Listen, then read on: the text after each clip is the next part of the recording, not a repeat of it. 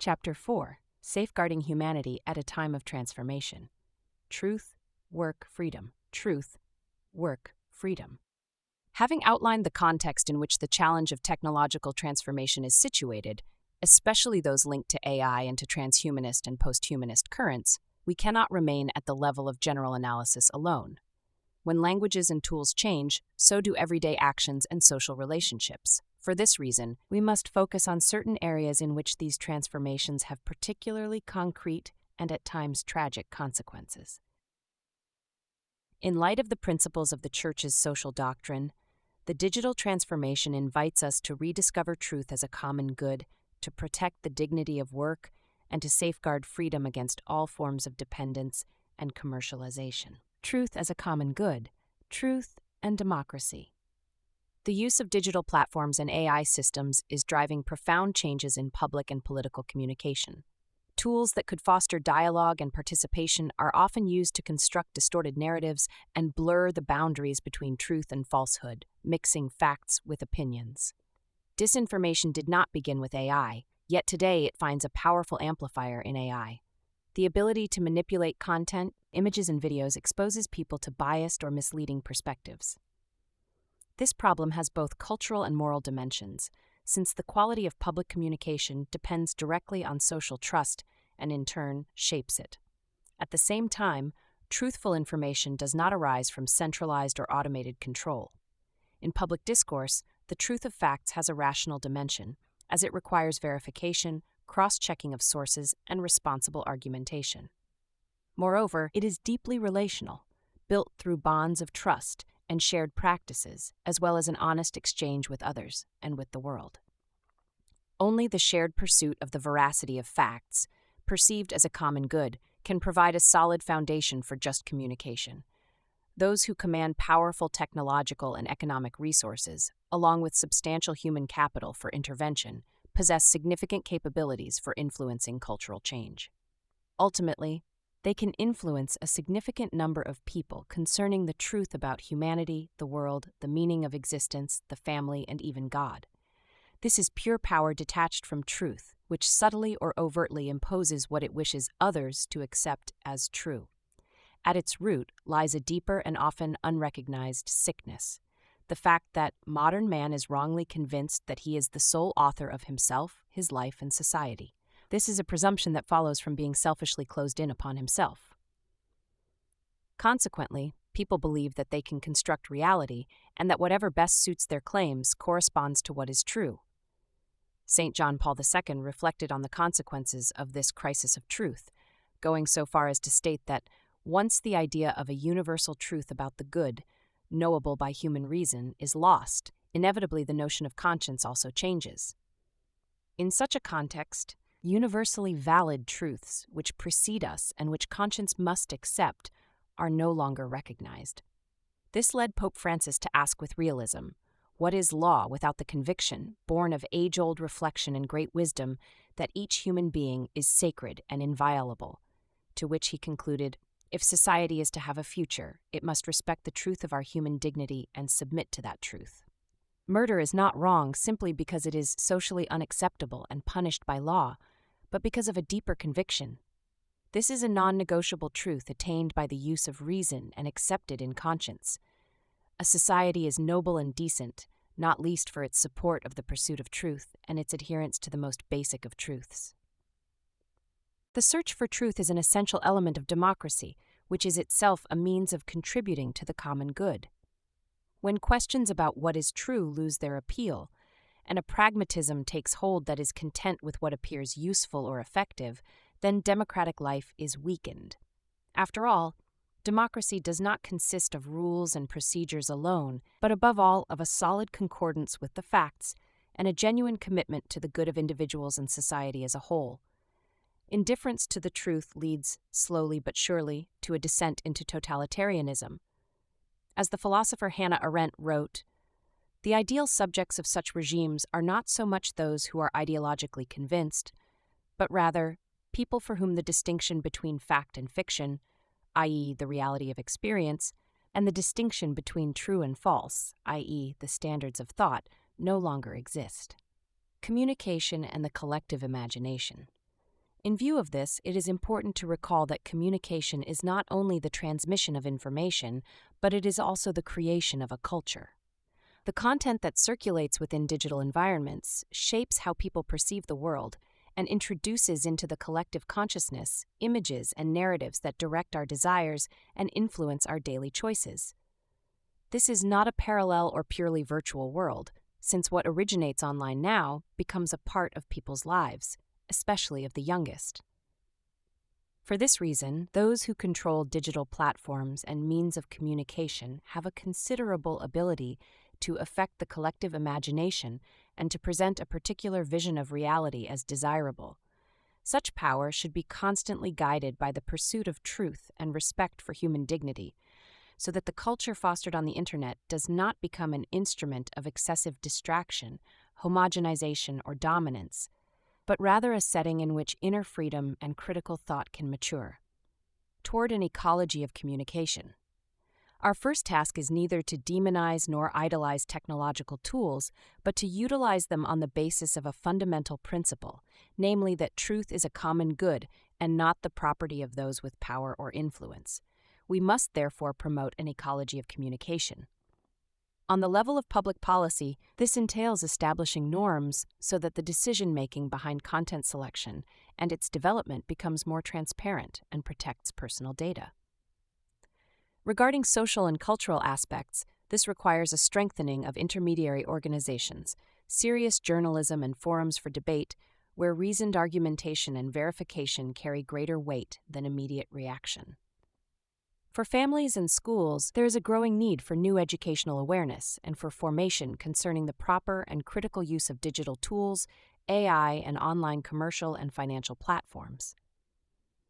In universities, the principal challenge lies in the integration of knowledge, cultivating both the capacity to connect and synthesize knowledge in order to grasp complexity, and the skills necessary to verify facts. Christian communities, too, are called to commit themselves to transparency in communication and to the honest pursuit of facts. Sadly, this has not always been the case. We have witnessed with shame the emergence of painful truths concerning even members of the Church and ecclesial realities. In particular, some journalists, driven by a passion for truth, have played a crucial role in bringing injustices and abuses to light. To them, I wish to repeat the words that Pope Francis used in speaking to journalists. I also thank you for what you tell us about what goes wrong in the Church, for helping us not to sweep it under the carpet, and for the voice you have given to the victims of abuse. Yet, vigilance and transparency remain first and foremost a grave responsibility for the Church herself, and we must not wait for others to compel us to confront uncomfortable truths about ourselves. An educational alliance for the digital age. In an era when truth is often distorted in order to serve particular interests and communication strategies, the field of education assumes decisive importance. Yet rapid technological transformations reveal just how unprepared we are on the educational level. The pervasiveness of digital media fosters a culture of immediacy and hyperstimulation, which gives rise to fatigue, boredom, and apathy concerning the effort required for seeking the truth. Education, by contrast, is a long journey requiring patience and therefore needs time for development and for engagement with reality beyond appearances.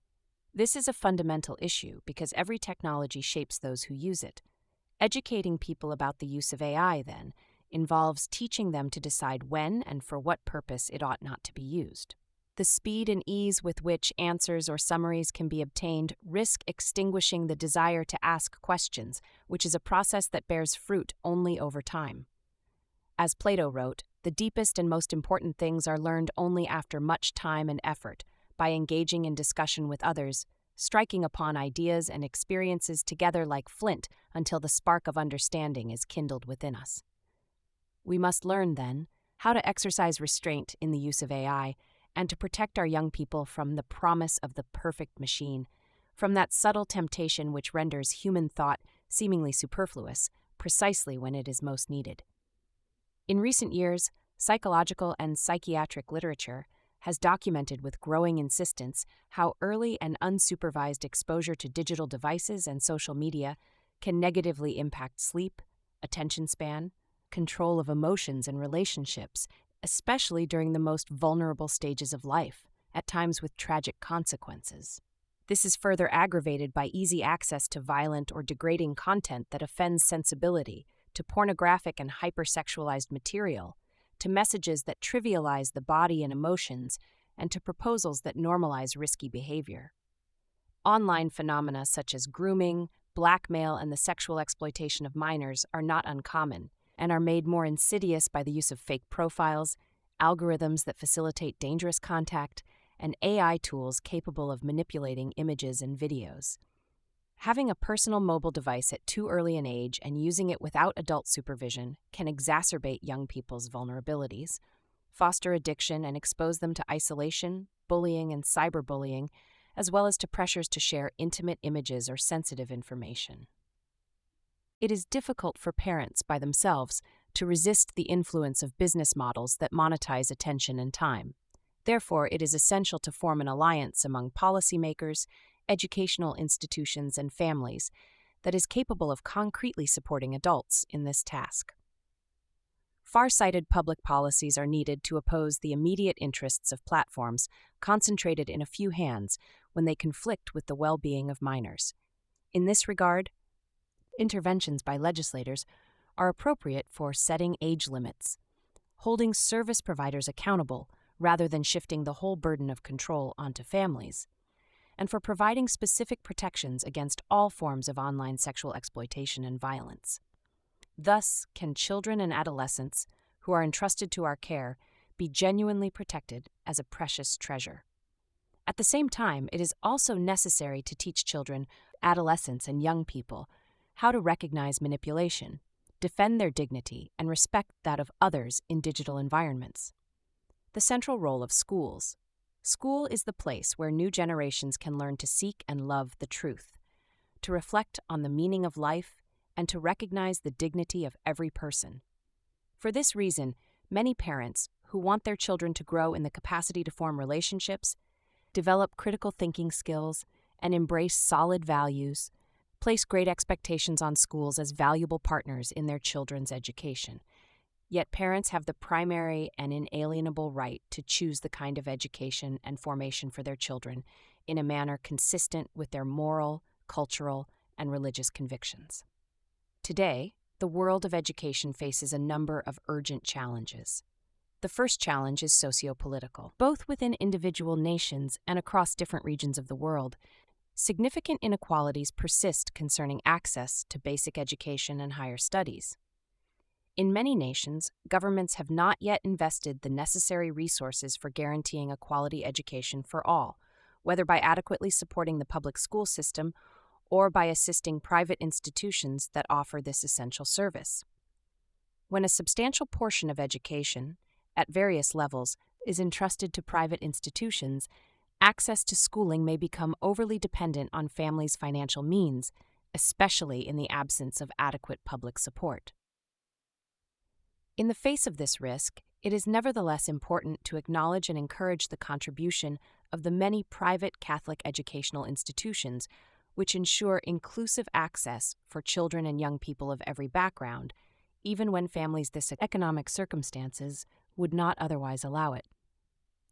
The second major challenge is pedagogical. Many educational systems struggle to keep pace with change and to support the integral development of students. The advance of information technologies and AI is rapidly rendering curricula obsolete that were designed for a different era. Meanwhile, the organization of schools, physical spaces, evaluation methods, and the role of teachers themselves must be rethought in order to promote an authentically integral education that addresses every dimension of the person. It is necessary to support the ongoing formation of teachers throughout their professional lives, so that they can engage positively with new technologies, helping students to use them responsibly, critically, and creatively, rather than passively succumbing to their influence. The third major challenge is intellectual and concerns knowledge. Without careful attention, an educational system lacking in a love for truth may emerge, in which an incessant flow of information replaces the essential exercise of research, reflection, and discernment. As knowledge becomes increasingly fragmented, it becomes difficult to grasp reality as a whole, to ask profound questions about meaning, or to develop authentic, critical, and creative thought. Many educators already report signs of dehumanization, where people may know many things but struggle to find direction in their lives, partly due to an inability to connect information with deeper knowledge or maintain a sense of purpose. A genuinely healthy attitude is needed, requiring rhythms that incorporate silence, in-depth study, reading, and judicious analysis, for without these elements, inner freedom may be compromised. The Church's social doctrine invites families, schools, Christian communities, and public institutions to form a renewed educational alliance.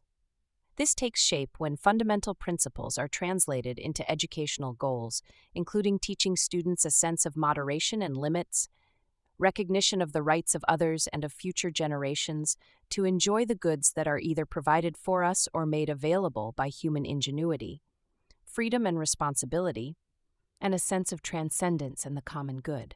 Schools are not called to follow the pace of the digital world, but to offer that which the digital sphere by itself cannot provide, namely a shared time for learning and developing trustworthy relationships. The dignity of work at a time of digital transition. The value of work. Since the emergence of her social doctrine, beginning with Rerum Novarum, the Church has emphasized the protection of workers and the need to combat all forms of exploitation.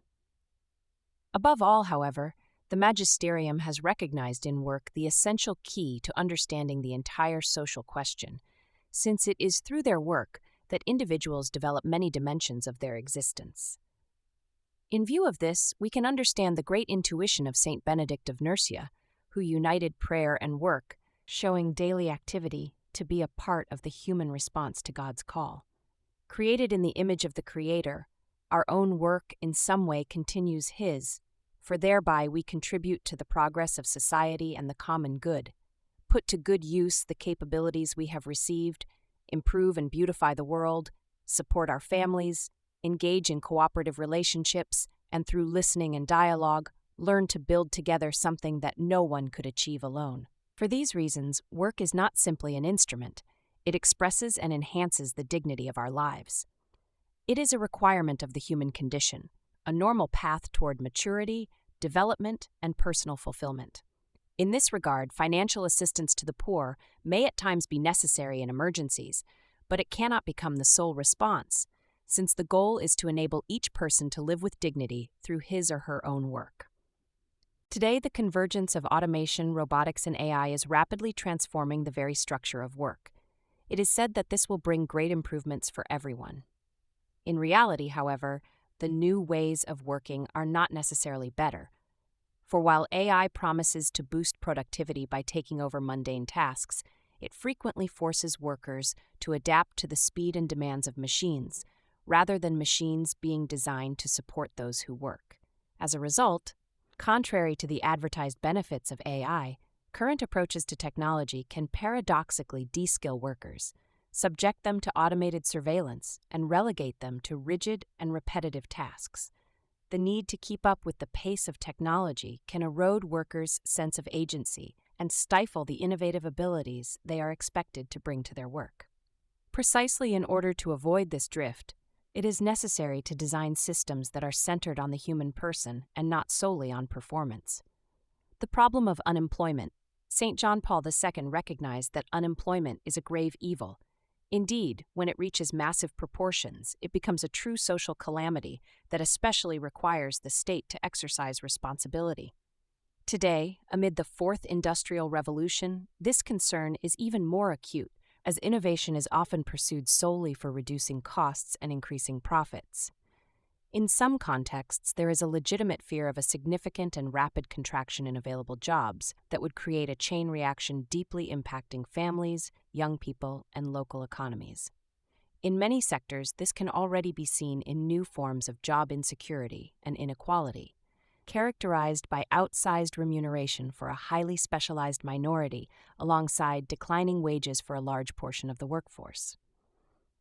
It is certainly desirable for technology to relieve humans of arduous, repetitive, or dangerous tasks and to provide intelligent support for human activity.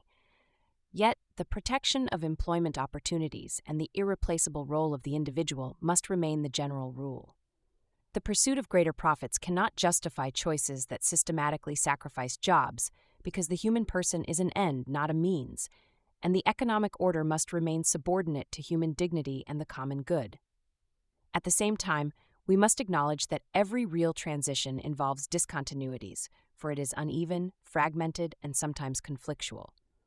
Consequently, no single model of change or universal solution exists, since there are places and situations that require different responses.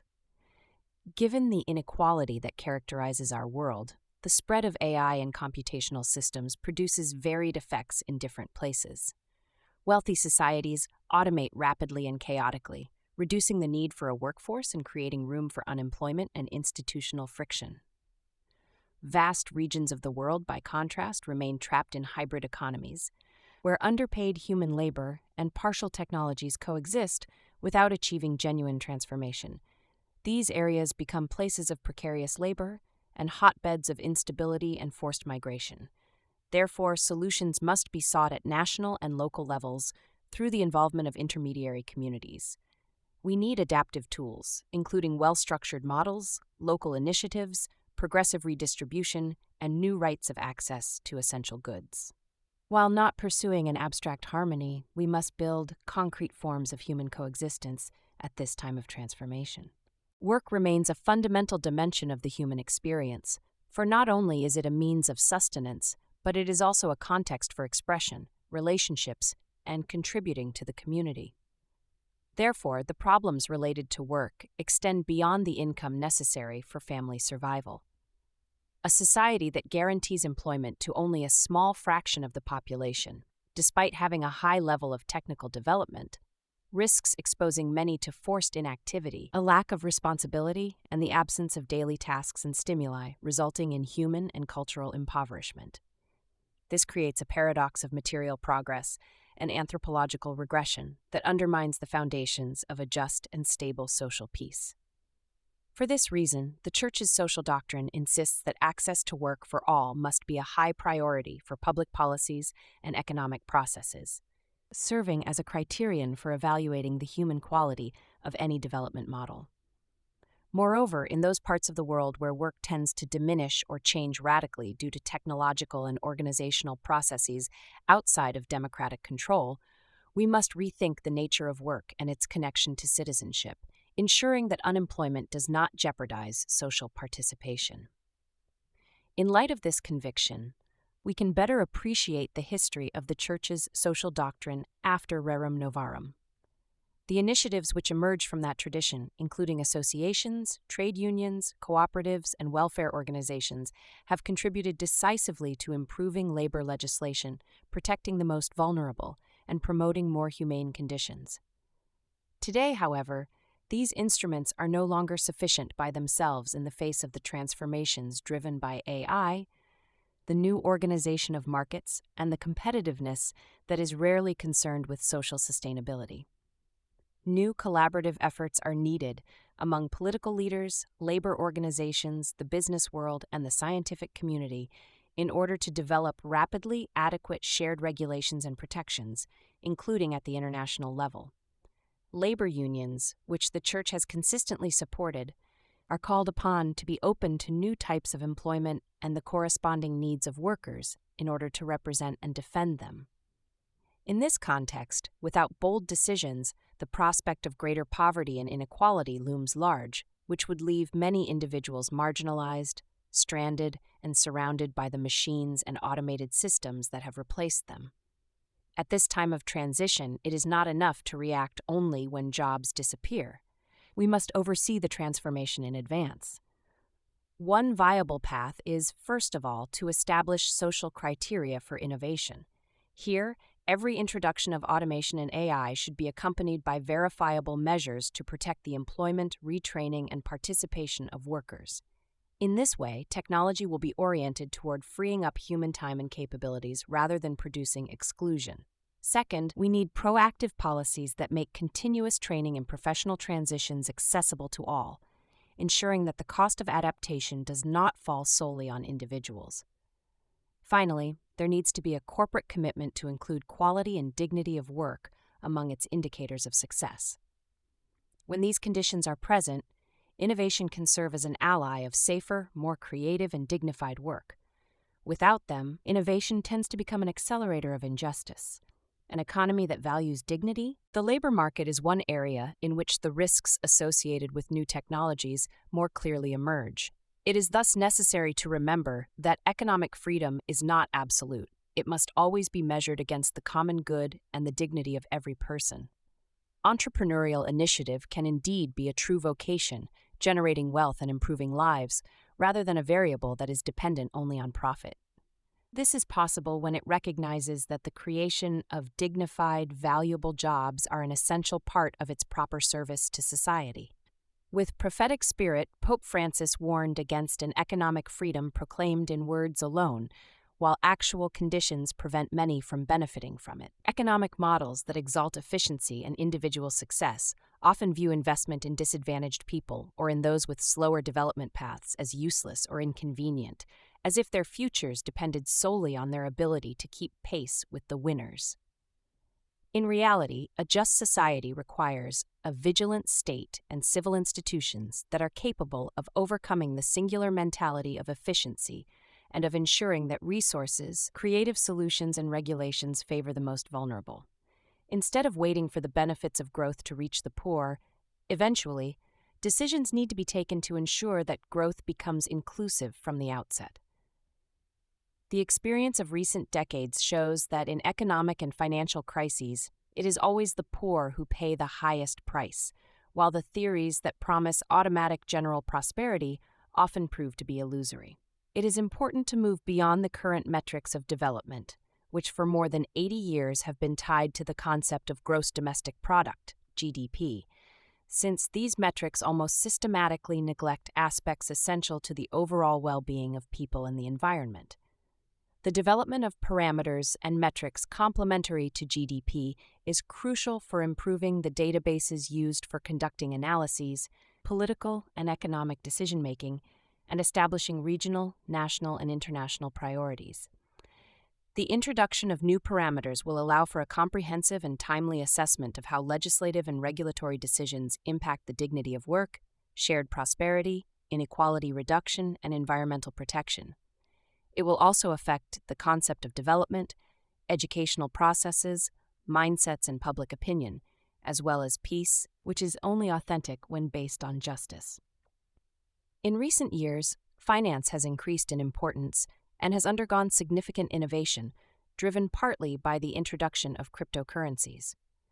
The reflections and observations contained in the teaching of my predecessors, particularly in their encyclicals, have highlighted how the financial intermediation sector, when operating without the necessary anthropological and moral foundations, has not only produced manifest abuses and injustice, but also demonstrated a capacity to create systemic and worldwide economic crisis. It is likewise the case that income from capital risks replacing income from labor, which is often confined to the margins of the economic system's primary interests, yet savings transformed into credit for the real economy, thereby creating both jobs and self-employed work, remains central for development and the investments that must accompany ongoing transitions. The social function of credit remains irreplaceable. Finance for its own sake is fundamentally different from finance aimed at the development, creation, and evolution of work. This perspective needs to become part of a broader view of global dynamics. While the world's wealth has grown in absolute terms, it is increasingly concentrated in fewer hands, widening inequalities both within and between countries. There are a few who have too much and too many who have little. That is the logic of today. Scientific and technological advances, even in the medical field, are not easily accessible to the vast majority of people, as was dramatically demonstrated during the recent pandemic. While some regions spend heavily on superfluous interventions or dreams of individual enhancement accessible only to a select few, other parts of the world lack the essential equipment needed to save millions of human lives. To think that new technologies will automatically benefit everyone is to ignore the evidence. Unless transformations at the design stage prioritize the prevention of new and further disparities, technological progress will inevitably produce structural inequalities. Today, justice requires access to the benefits of innovation, including care, knowledge, tools, and opportunities. Just laws and methods of redistribution are certainly necessary for correcting imbalances, including tax systems that lighten the burden on the weakest and ask for more from those with greater resources. However, the pursuit of social justice should not be considered a separate issue that follows only after the production of wealth, as if the economy existed solely to create wealth, with politicians only intervening afterwards in order to distribute it. Indeed, justice concerns every phase of economic activity, from resource acquisition to financing, and from production to consumption. Every choice has moral consequences. More than ever, in the age of AI and robotics, it is no longer possible to rely solely on the invisible hand of the market. Politics has the task of orientating economies and technologies to the common good, promoting dignified work, social inclusion, and an equitable distribution of the benefits of innovation. Since many economic decisions transcend national borders, there is also a need for international cooperation, capable of defining common strategies, especially in favor of the most vulnerable countries and people, in order to promote development and overcome welfare dependency. The thinking behind these choices is the immeasurable dignity of every person, the common good, and a world truly governed for everyone. The interdependence between peace and development, as St. Paul VI prophetically wrote in 1967, remains applicable today, for prosperity contributes to building and reinforcing peace only if it is widespread, inclusive, and sustainable. In practical terms, in the age of AI and robotics, ensuring that the economy favors human dignity means adopting certain criteria for firm action. First, transparency and accountability. When data and algorithms influence credit distribution, personnel selection, or access to services and opportunities, it is necessary that decisions be understandable, contestable, and subject to oversight so that individuals are not reduced to mere profiles. Second, inclusion and access. The benefits of innovation must be paired with investments in skills, infrastructure, and essential services to ensure that technology does not widen the gap between those who have and those who have not.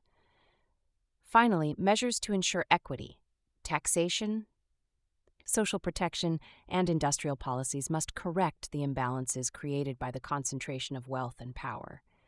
Indeed, these criteria do not constitute a curb on innovation. Instead, they make it civilized and humane. Families and young people, the social conditions for hope. The family is a primary social good. Founded on the enduring union between a man and a woman, it is the first environment in which all persons develop their potential, become aware of their dignity, and learn the earliest forms of truth and goodness, internalizing the habits that prepare them for life in society. As the first natural society, endowed with foundational rights, the family is the fundamental and irreplaceable cell of every community organization. Consequently, when political projects and major economic decisions relegate the family to a marginal or secondary role, the authentic growth of the entire social body is compromised. The family, however, is a fragile social good immediately affected by the economic and technological transformations reshaping the nature of work. It thus requires cultural, juridical, and economic support. The devastating impact of unemployment and job insecurity on family structures is well known. In the short term, it may seem advantageous to reduce labor costs or maximize financial efficiency, but in the long term, this undermines the very foundations of social coexistence. While technological successes are celebrated, the social fabric is progressively eroded, as if by a silent virus. For young people, job insecurity is particularly devastating. As the bishops of the United States of America have recalled, work is not merely a source of income but a crucial sphere in which identity is formed. Friendships and relationships are forged, practical responsibilities are learned, and one's vocation is discerned. When access to work is hindered by high levels of unemployment, inadequate systems of training, or structural barriers, many young people find the path to their human and professional fulfillment blocked. The need to change jobs several times over the course of life requires that continuous updating and retraining be provided, so that new generations can competently and independently face the risks of an economic environment that is both changing and often unpredictable. This gives rise to a specific public responsibility.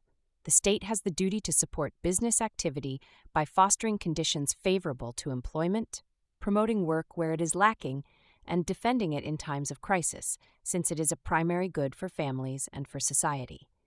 Particularly in an age of continuous technological transformation, we need a political creativity that will promote work and place the family and coming generations at the center.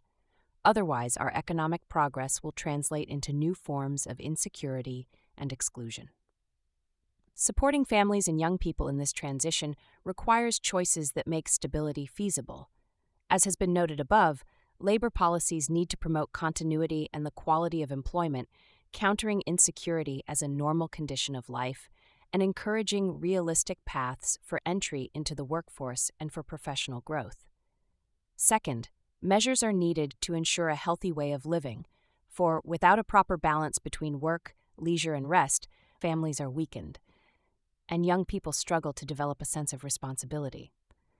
Furthermore, it is essential to invest in accessible education and retraining so that the professional mobility demanded by the digital economy does not become a harsh selection between those who are able to update their skills and those who cannot. Finally, social ties must be supported, with networks and educational communities that accompany life choices and prevent uncertainty from giving rise to loneliness or addictions. If implemented, these technological transformations can be navigated without undermining the capacity to build the future, which is what makes a society prosperous. Protecting freedom against dependencies and commercialization. Dependencies and societal control. Having reflected on truth in education, work, and families, we must now consider the impact of the digital revolution on human freedom, addressing risks to both the mental health of individuals and broader social challenges. The subtler forms of addiction linked to the digital attention economy should not be underestimated, since platforms and services are often designed to capture users' time and attention, exploiting their vulnerabilities and weakening their inner freedom. When business models thrive on human weakness, the person is treated as a means rather than as an end. Those who design or finance such systems bear a moral responsibility that cannot be ignored. There is an urgent need to promote technologies that strengthen interior freedom by fostering education in digital sobriety and the protection of minors, thus countering models that exploit vulnerability. A further risk, less visible but no less serious, is that of social control made possible by the massive collection of data and use of algorithmic systems. When every action, movements, purchases, relationships, and preferences leaves a trace, a new form of power emerges, namely the power to profile, predict, and influence behavior, often without individuals being fully aware of it. If such kinds of data are used to make decisions affecting concrete opportunities, such as access to credit, employment, or essential services, there is a risk of undermining freedom and discriminating against the most vulnerable. Furthermore, control is exercised not only through explicit prohibitions, but also through the architecture of visibility. What is amplified or rendered invisible, what is rewarded or penalized, ultimately shapes opinions and choices, fostering conformity and self-censorship. For this reason, freedom in the digital age is not merely a matter of interiority, but also a public concern. It calls for clear rules, transparency, the possibility of recourse, and proportionate limits on the use of intrusive technologies, so that technology will remain at the service of the human person and not become a form of control over consciences. At the root of these problems lies a technocratic and post-humanist mentality that tends to regard the human person as an object to be manipulated or a resource to be optimized, removing all safeguards against the unchecked pursuit of profit. What prevails is efficiency rather than respect for freedom and human dignity. Some post-humanist currents even go so far as to envision second-class human beings, subordinate to the interests of elites who consider themselves superior. This troubling prospect becomes all the more serious when combined with technological tools that exponentially increase the capacity for control and selection.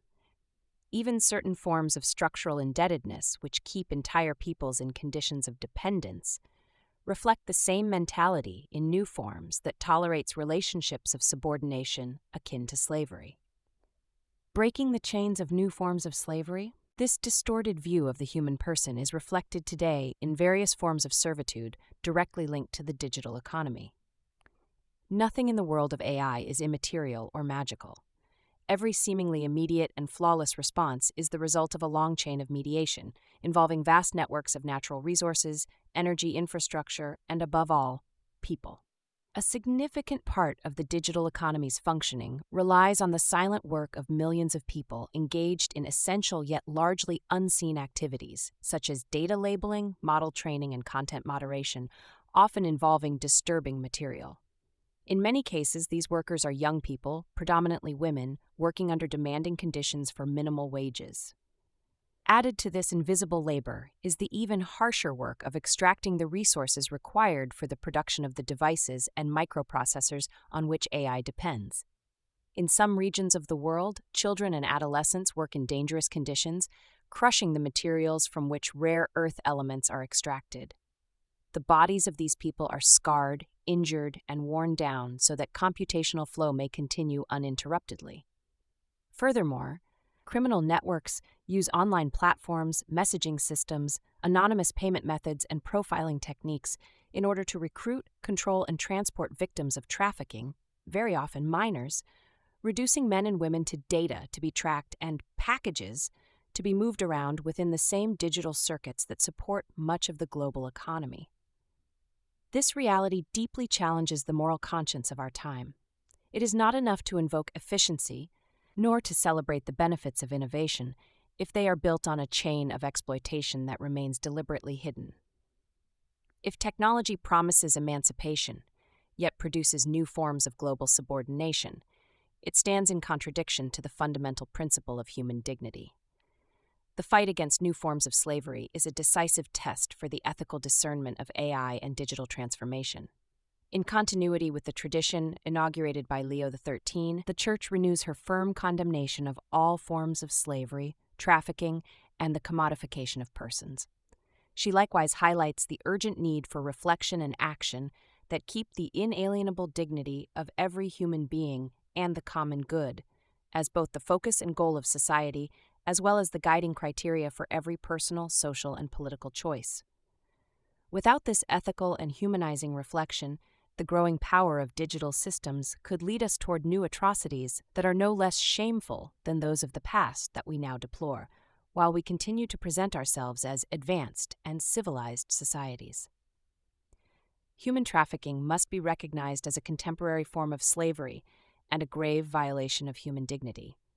Failing to respond firmly or tolerating these practices in any way is in some way to become complicit in today's sins, which are akin to those of the past when slavery was being concealed and justified.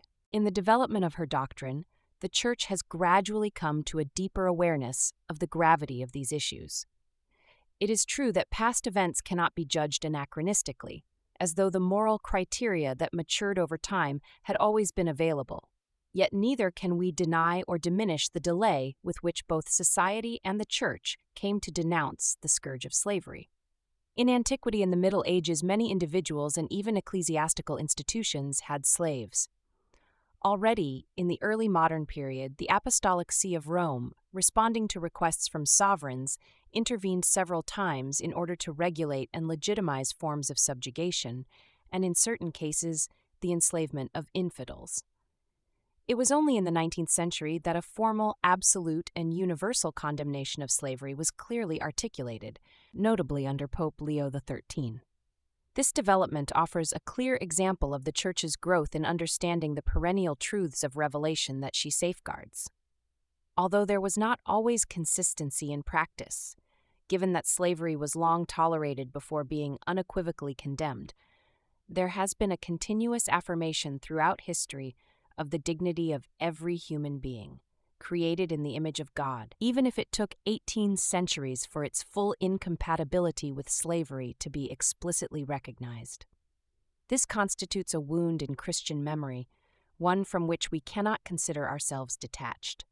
It is impossible not to feel deep sorrow when contemplating the immense suffering and humiliation endured by so many in stark contrast to their immeasurable dignity as persons infinitely loved by the Lord. For this, in the name of the Church, I sincerely ask for pardon. This is why the memory of past complicity and blindness in the face of the injustice of slavery becomes a call to vigilance. What we have learned must be translated into discernment and responsibility in the present. If we want to avoid the need to ask for pardon again in the future for having failed to respect the treasure of human dignity that is required by our faith, it falls to us today to denounce clearly and firmly trafficking in its many forms, and together with all who are committed to this cause, to support concrete efforts of prevention, protection, liberation, and rehabilitation. Even today, colonialism assumes new forms. It no longer dominates only bodies, but appropriates data, transforming personal lives into exploitable information. Entire regions, especially those marked by structural fragility and limited geopolitical relevance, are currently subjected to a new mindset of extraction, that of health data, epidemiological profiles, genetic maps, and demographic information. These have become the new rare earths of power, vital data which, once aggregated and analyzed, can be used to train predictive models, guide investment strategies, anticipate crises, and above all, determine who and what is deemed to matter. Those who control the health data of entire peoples, often collected under the pretext of aid, research, or innovation, possess a structural leverage over the future, for they can shape needs and markets. They can also decide before others to whom medicines, investments, and protections will be allocated. Here lies one of the most urgent moral challenges of our time: to ensure that shared knowledge becomes a true common good rather than an instrument of dominance. This requires restoring to individuals not only the data that describes them, but also the ability to decide how it is used, by whom and for whose benefit. Otherwise, the digital age will not be post-colonial, but colonial in another form. New forms of slavery are fueled by economic chains and digital infrastructures. Therefore, action is required on several fronts. First, the supply chains that underpin the technological industry and the digital economy need to become more transparent, so that no competitive advantage is built upon hidden exploitation. Second, companies and investors need to adopt clear criteria for preventive ethical verification, due diligence, placing among their priorities the protection of workers, the fight against forced labor, and the assessment of the social impact of data-driven business models. Furthermore, digital platforms must cooperate responsibly with authorities and civil society to prevent communication, payment, and profiling tools from becoming channels for the recruitment and control of victims. When such efforts converge, the digital environment can be transformed from a space of exploitation into one of protection, prevention, and the promotion of human dignity. A shared responsibility. The various areas just considered, the search for the truth in public life, education in the digital environment, the transformation of work, the fragility of families, and new forms of slavery, are not isolated phenomena. Rather, they reflect a common underlying issue, namely that if technology becomes the ultimate criterion, the human person risks being reduced to data, a cog in a machine, or a commodity. If, however, technology is integrated with a wise perspective, it can become an instrument of growth, justice, and fraternity. From this perspective, the social doctrine of the Church calls for a shared responsibility. It asks that these processes be guided with foresight, by institutions capable of regulating without stifling and protecting without taking over, by businesses that recognize work and dignity as measures of success, by intermediary organizations and educational communities that rebuild trust and relationships, and by citizens who cultivate responsibility, moderation, discernment, and a sense of truth. Only in this way can innovation genuinely serve integral human development rather than becoming a source of exclusion and dominance. And only in this way can the promise of progress be recognized as authentic, because it is measured against the inviolable dignity of every man and woman.